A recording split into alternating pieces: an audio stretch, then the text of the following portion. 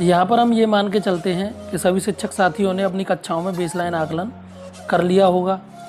अगर नहीं किया है तो आप फटाफट से बेसलाइन आकलन कर लेंगे और आपको शिक्षक डायरी में आकलन का प्रकार और आकलन का टूल भी लिखना है, तो वो भी आप लिख लेंगे। अगर आपने अभी तक नहीं लिखा है तो सबसे पहले दिन आपको 1 अप्रैल को अगर विद्यालय खुलते हैं और आप विद्यालय पहुंचते हैं तो ये दोनों काम आप आवश्यक रूप से कर लेंगे। भाषा का बेसलाइन आकलन कर लेंगे, गणित का बेसलाइन आकलन कर लेंगे और शिक्षक डायरी में आकलन टूल्स और आकलन का प्रकार आप अंकित कर लेंगे। अब हम यहाँ पर देखते हैं भाषा के 2 कालांश होंगे और दोनों कालांश 40-40 मिनट के होंगे। 2 कालांश होंगे और दोनों कालांश 40-40 मिनट के होंगे। अब हम पहले कालांश की कार्य योजना देखते हैं।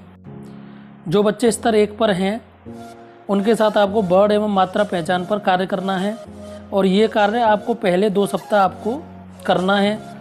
और जो बच्चे स्तर 2 पर हैं उनके साथ आपको कविता और कहानी को पूरे हाव भाव के साथ सुनाना, कविता कहानी को बच्चों द्वारा पढ़ना और उस पर चर्चा करना, ये कार्य आपको करने हैं।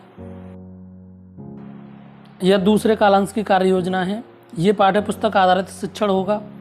यहाँ पर आपको सहज के अनुसार आधारशिला क्रियान्वयन संदर्शिका के अनुसार पढ़ाना है। तो ये हमारा कालांश 2 40 मिनट का रहेगा। अब हम आगे देखते हैं कि इन कार्य योजनाओं में हमें कैसे कार्य करना है। तो यहाँ पर पहले सप्ताह की 6 दिन की कार्य योजना ये मैंने बनाई है। पहले दिन आपको बड़, क, म, ल, र और ह पर कार्य करना है और आ की मात्रा पर हमें कार्य करना है। इसी तरीके से दूसरे दिन कुछ वर्ड दे रखे हैं उन पर कार्य करना है और एक मात्रा पर कार्य करना है।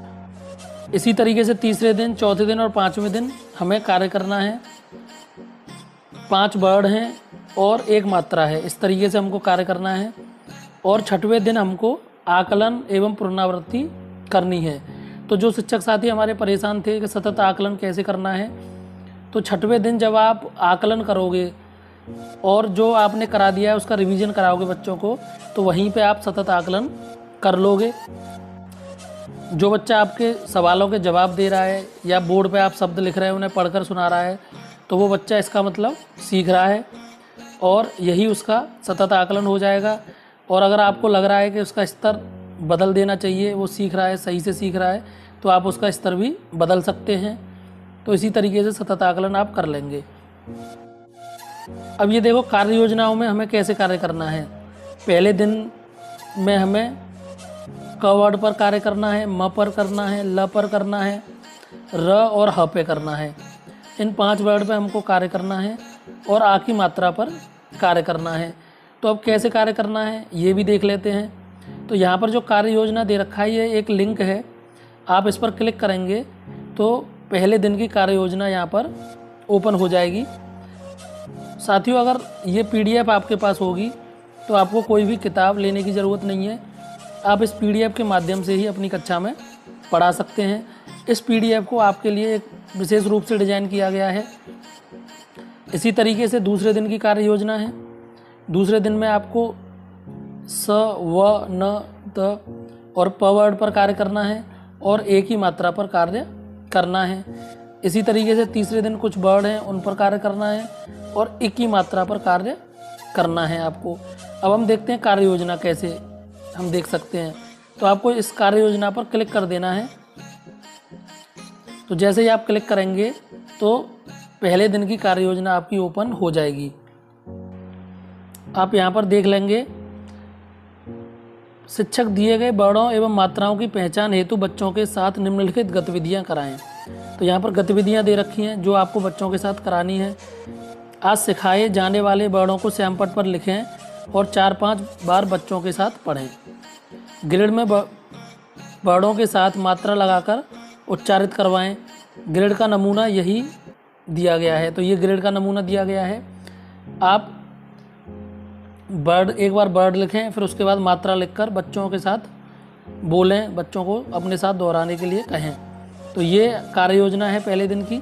तो आप इस तरीके से कर सकते हैं। इसी तरीके से आप दूसरे दिन की कार्य योजना देख सकते हैं।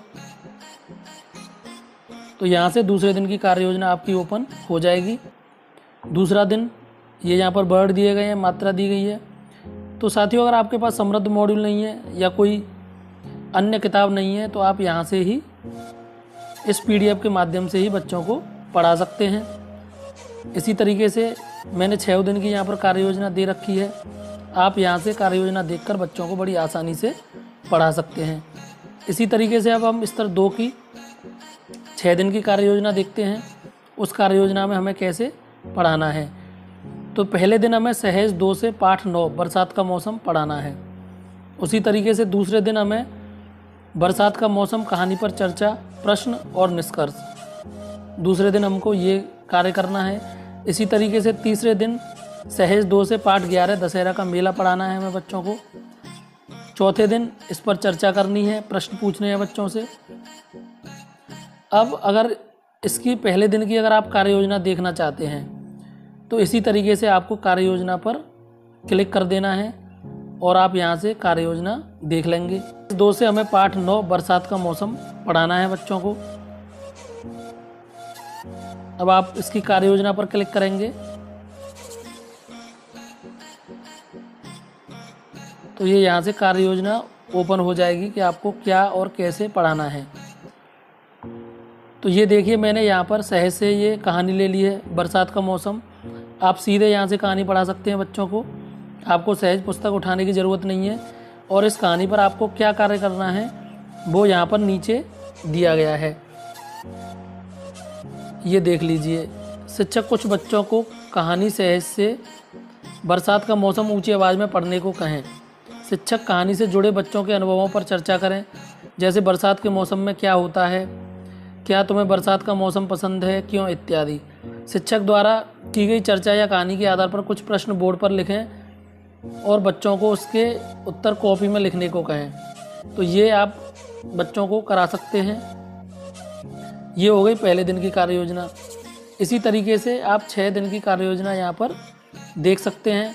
आपको कार्य योजना लिंक पर क्लिक करना है और कार्य योजना यहाँ पर ओपन हो जाएगी और आप बड़ी आसानी से बच्चों को पढ़ा सकते हैं। आपको कोई किताब अलग से उठाने की ज़रूरत नहीं है। आप अपने मोबाइल से ही बच्चों को इस PDF के माध्यम से पढ़ा सकते हैं। ये देखिए, दूसरे दिन की कार्य योजना है। शिक्षक बच्चों की रोचकता बढ़ाते हुए बरसात के मौसम कहानी को अपने शब्दों में सुनाने को कहें। फिर कुछ प्रश्नों को बोर्ड पर लिखें और उनके उत्तर बच्चों को कॉपी में लिखने को कहें। जैसे बरसात के मौसम